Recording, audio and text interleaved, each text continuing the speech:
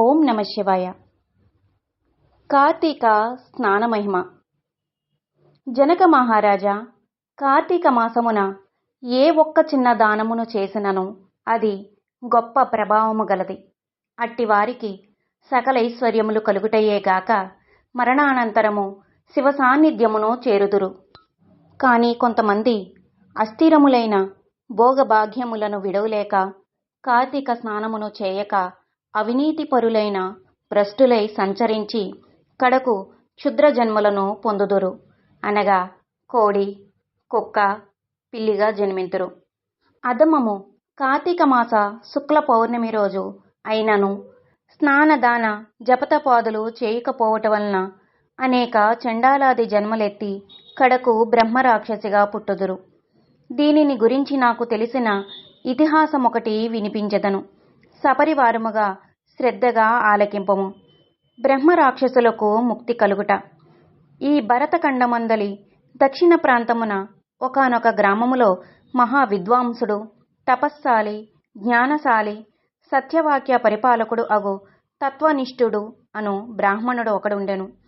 ఒకనాడా బ్రాహ్మణుడు తీర్థయాత్రాసక్తుడై అఖండ గోదావరికి బయలుదేరెను. ఆ తీర్థ సమీపమున ఒక మహావట వృక్షముపై భయంకర ముఖముతోనూ, దీర్ఘ కేశములతోనూ, బలిష్టములైన కోరలతోనూ, నల్లని బాణపొట్టలతోనూ, చూచువారికి అతి భయంకర రూపములతో ముగ్గురు బ్రహ్మరాక్షసులు నివసించుచు ఆ దారిన బోవు బాటసారులను బెదిరించి వారిని భక్షించుచు ఆ ప్రాంతమంతయు భయకంపితము చేయుచుండిరి. తీర్థయాత్రకై బయలుదేరి అఖండ గోదావరి పుణ్యక్షేత్రమున పితృదేవతలకు పిండ ప్రదానము చేయుటకు వచ్చుచున్న ఆ విప్రుడు ఆ వృక్షము చెంతకు చేరుసరికి యథాప్రకారముగా బ్రహ్మరాక్షసులు కిందకు దిగి అతనిని చంపబోవు సమయమున బ్రాహ్మణుడు ఆ భయంకర రూపములను చూచి గజగజ వణుకుచు ఏమియూ తోచక నారాయణ స్తోత్రమును బిగ్గరగా పఠించుచు, ప్రభో, ఆర్తత్రాణపరాయణ, అనాథరక్షక, ఆపదలోనున్న గజేంద్రుని నిండు సభలో అవమానాల పాలగుచున్న మహాసాధ్వి ద్రౌపదిని బాలుడగు ప్రహ్లాదుని రక్షించిన విధముగానే ఈ పిశాచముల బారి నుండి నన్ను రక్షించు తండ్రి అని వేడుకొనగా ఆ ప్రార్థనలు విన్న బ్రహ్మరాక్షసులకు జ్ఞానోదయము కలిగి, మహానుభావ, మీ నోటి నుండి వచ్చిన శ్రీమన్నారాయణ స్తుతి విని మాకు జ్ఞానోదయము కలిగి, మహానుభావ, మీ నోటి నుండి వచ్చిన శ్రీమన్నారాయణ స్తుతి విని మాకు జ్ఞానోదయము అయినది, మమ్ము రక్షింపుడు అని ప్రాధేయపడిరి. వారి మాటలకు విప్రుడు ధైర్యము తెచ్చుకొని, ఓయి, మీరెవరు? ఎందులకు మీకీ రాక్షస రూపంబులు కలిగెను? మీ వృత్తాంతము తెలుపుడు అని పలుకగా వారు, విప్రపుంగవ, మీరు పూజ్యులు, ధర్మాత్ములు, వ్రతనిష్ఠాపరులు. మీ దర్శన భాగ్యము వలన మాకు పూర్వజన్మయందలి జ్ఞానము కొంత కలిగినది. ఇక నుండి మీకు మా వలన ఏ ఆపద కలగదు అని అభయమిచ్చినవి. అందొక బ్రహ్మరాక్షసుడు తన వృత్తాంతమును ఈ విధముగా చెప్పసాగెను. నాది ద్రవిడ దేశము, బ్రాహ్మణుడను.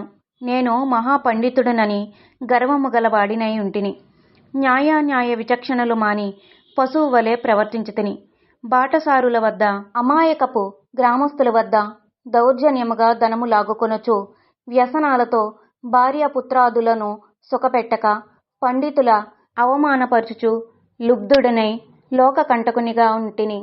ఇట్లుండగా ఒకనొక పండితుడు కార్తీక మాస వ్రతమును యథావిధిగా నాచరించి భూతతృప్తి కొరకు బ్రాహ్మణ సమారాధన చేయు తలంపుతో పదార్థ సంపాదన నిమిత్తము దగ్గరనున్న నగరమునకు బయలుదేరి తిరుగు ప్రయాణములో మా ఇంటికి అతిథిగా వచ్చెను. వచ్చినను పండితుని నేను దూషించి కొట్టి అతని వద్దనున్న ధనమును వస్తువులను తీసుకుని ఇంటి నుండి గెంటివేచి తిని. అందులక విప్రునకు కోపం వచ్చి, ఓరీ నీచుడా, అన్యాక్రాంతముగా డబ్బు కూడబెట్టినది చాలక, మంచి చెడ్డలు తెలియక, తోటి బ్రాహ్మణుడని కూడా ఆలోచించక కొట్టి తిట్టి వస్తు సామగ్రిని దోచుకుంటివిగాన నీవు రాక్షసుడివై నరభక్షకునిగా నిర్మానుష్య ప్రదేశములో నుందువుగాక అని శపించుటచే నాకీ రాక్షస రూపము కలిగినది. బ్రహ్మాస్త్రమునైనా తప్పించుకోవచ్చును గాని బ్రాహ్మణ శాపమును తప్పించలేము గదా. కాన ఆ అపరాధము క్షమింపుమని వానిని ప్రార్థించితిని. అందులకతడు దయతలచి, ఓయి గోదావరి క్షేత్రముందొక వటవృక్షము గలదు. నీవందు నివసించుచు ఏ బ్రాహ్మణుడు కార్తీక వ్రతమాచరించి పుణ్యఫలమును సంపాదించి ఉండునో ఆ బ్రాహ్మణుని వలన పునర్జన్మ నొందువుగాక అని వెడలిపోయెను. ఆనాటి నుండి నేనీ రాక్షస రూపమున నరభక్షణము చేయుచుంటిని. కాన ఓ విప్రోత్తమ, నన్ను నా కుటుంబము వారిని రక్షింపుడని మొదటి రాక్షసుడు తన వృత్తాంతమును చెప్పెను. ఇక రెండవ రాక్షసుడు, ఓ ద్విజోత్తమ, నేను కూడా పూర్వజన్మలో బ్రాహ్మణుడనే.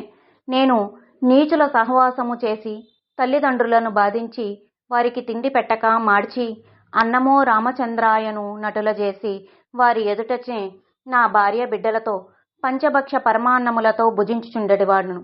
నేను ఎట్టి దాన ధర్మములను చేసి ఎరుగను. నా బంధువులను కూడా హింసించి వారి ధనమును అపహరించి రాక్షసుని వలె ప్రవర్తించితిని. కాన నాకీ రాక్షసత్వము కలిగెను.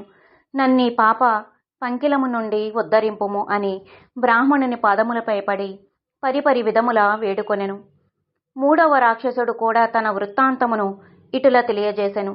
మహాశయ, నేనొక సంపన్న కుటుంబములో పుట్టిన బ్రాహ్మణుడను. నేను విష్ణు ఆలయంలో అర్చకునిగా ఉంటిని. స్నానమైనను చేయక కట్టుబట్టలతో దేవాలయంలో తిరుగుచుండేడి వాడును.